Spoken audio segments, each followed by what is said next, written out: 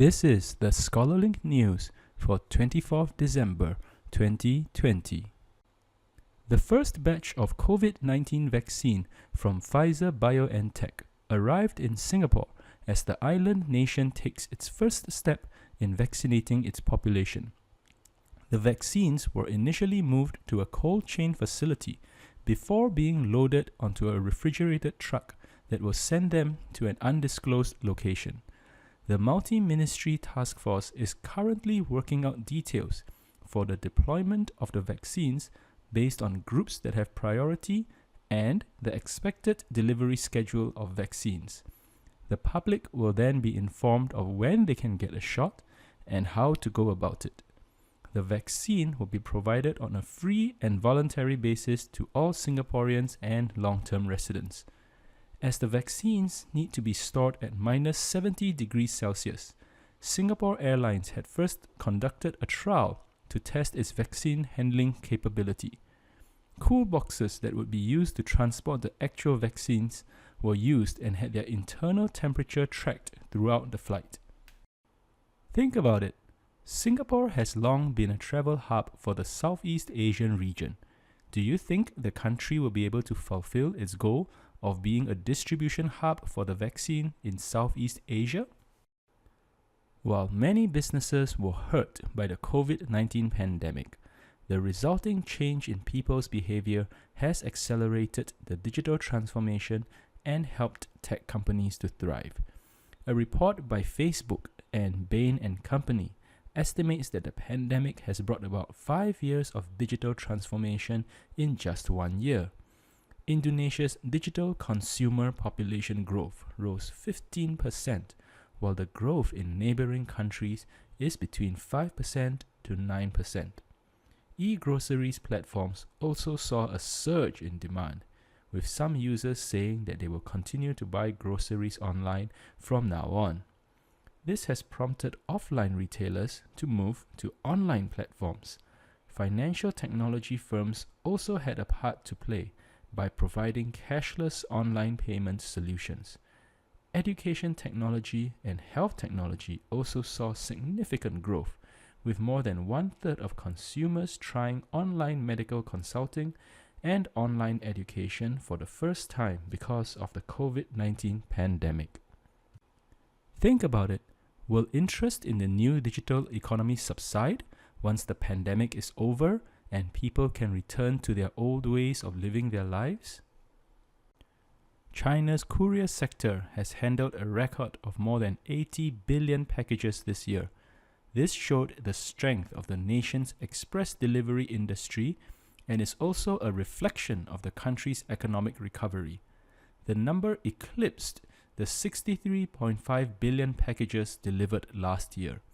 Despite the pandemic, the sector has seen an annual growth rate of more than 30%, handling more than 200 million parcels a day on average. The recent boom in the e-commerce industry has allowed customers from third and fourth tier cities to enjoy the benefits of online shopping. It has also been the main source of growth for the express delivery industry. The sector also contributed to the battle against COVID-19 in Wuhan when it was placed in lockdown.